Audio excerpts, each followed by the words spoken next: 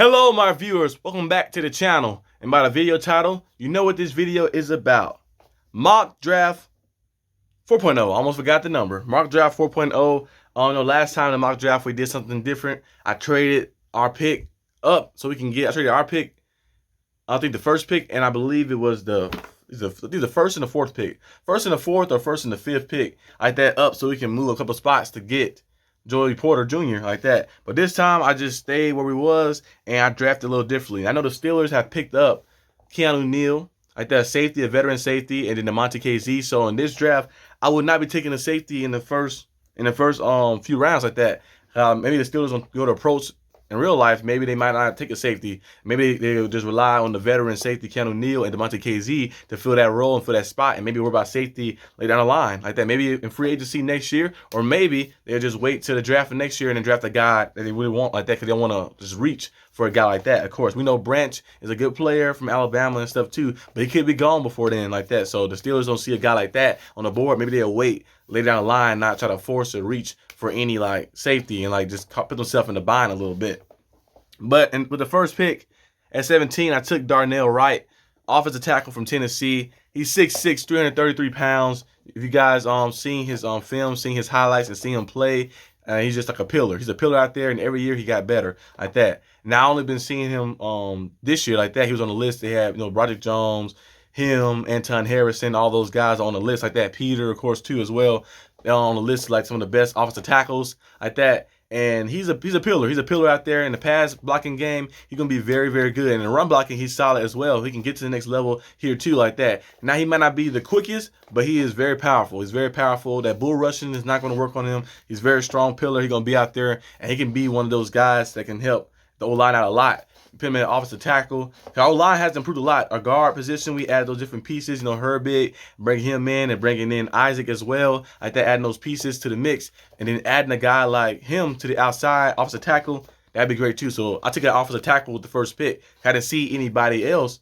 I seen cornerbacks here that I want to take too as well, but the offensive tackle was graded higher than what the cornerback was graded on the list. I was like, I go for the better player, like that better player overall, like that. And then I can wait to the next round, which is 32nd pick, which is still the first round technically, and get our cornerback that I want. And I got Kelee Ringo, a cornerback that I've been raving about as well. Kelee Ringo, as you guys know, is super athletic. He can go all over the field. He played the deep ball well. He played the ball in the air well. And if you pair him up with a guy like Patrick Peterson who can teach him things like that, to be more patient and be more poised, he's going to be very special because he's very athletic like that. And I think the Steelers made a smart decision in bringing Patrick Peterson in because the Steelers couldn't develop DBs themselves that they drafted. So you bring a guy in who can do it for you like that. So Patrick Peterson going to be like a player / kind of mentor coach like that. Maybe they told him that when they signed the contract.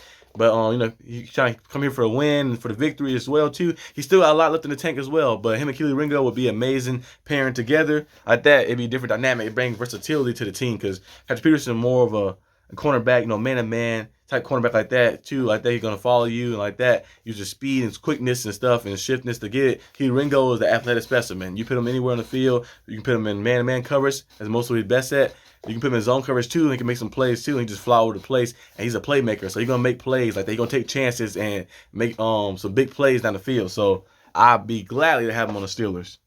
The 49th pick, I took Trent Simpson, linebacker from Clemson. You guys know about him. I rave about him a lot too as well. Sideline guy who can play zone coverage, can play downhill and get the run, who can guard some guys too in the middle. Is an athletic specimen. He's that Micah Parsons, Ryan Shazier type of guy like that who can do some different things that around like different rims of what the linebackers can do in the middle like that. You can put him in, have him blitz in, and get to the quarterback. You can have him play in zone, to sit and wait, have him come in for the run. He can do a lot of different things. So hopefully the Steelers get him and can use him.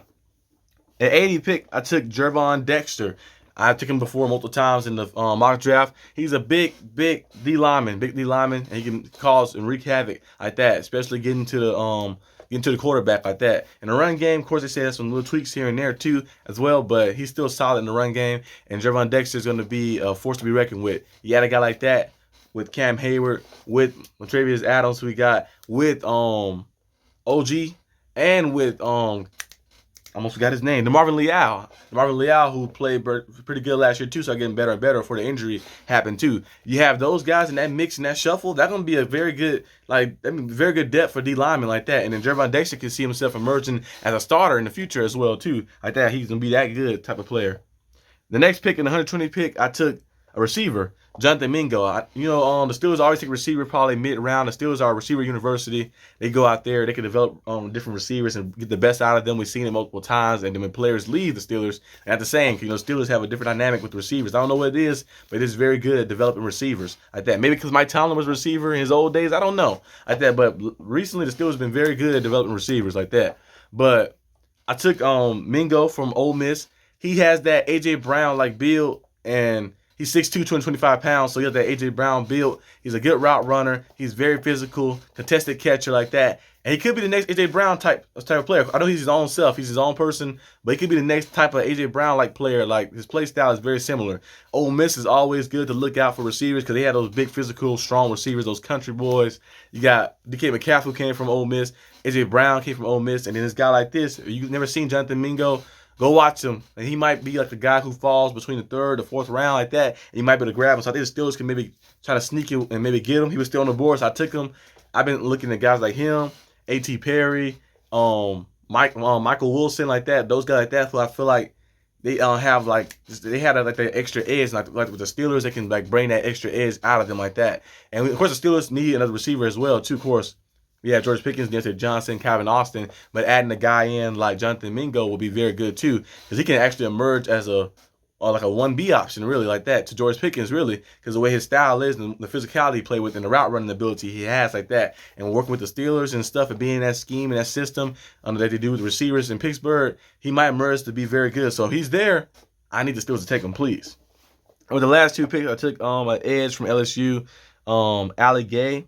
And I took Daniel Scott, a safety from Cali, like that, just to add extra depth too. But overall, they gave me a grade of an A for my draft, which is pretty good like that. I think this draft right here is actually, the last draft was good too in my opinion, but I think this draft right here is very good because we addressed a lot of things. So the Steelers went out and got Keanu Neal, they signed Devontae KZ back. Maybe they just roll with the veteran guys being in the backfield, and then they just because they still solid players, they still can make some plays over the field like that, make some plays down the field like too. And I know Edmonds is gonna be a big miss. And I like Edmonds there too, but Edmonds never really made a lot of playmaking splash plays. Devontae KZ, throughout his career, we've seen him make a lot of playmaking splash plays. So maybe him being in that position, and Keanu Neal, another former Atlanta Hawk. I mean, it's Atlanta Hawk. I'm thinking of basketball. Atlanta Falcon, like that, making plays too. They had some chemistry a little bit in the mix. So maybe those guys be in the mix and they just be like the starters or like rotate between the two like that. And the Steelers don't draft the safety until like later round, maybe to add more depth or something.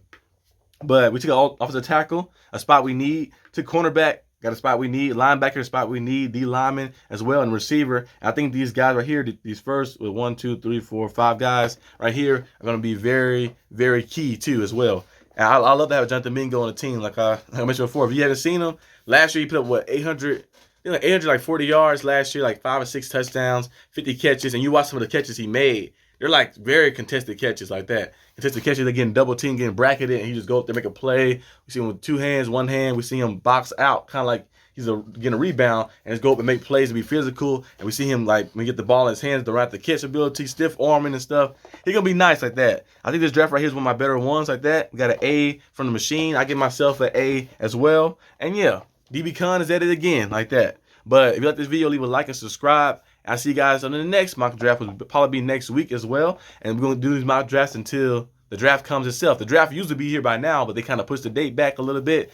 Roger Goodell was trying to try something new. I don't know what he was doing. But I'll be live streaming probably.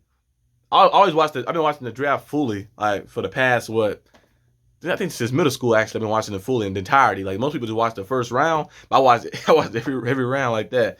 But now, since I'm doing the channel stuff as well, I'm probably live streaming every round of the draft like that, most likely, unless something comes up or anything. But I'm definitely be watching every round of the draft and doing a review every day of the draft and a full review of the draft too as well. So stay tuned for that. But I'll see you guys next time on the channel. Peace out.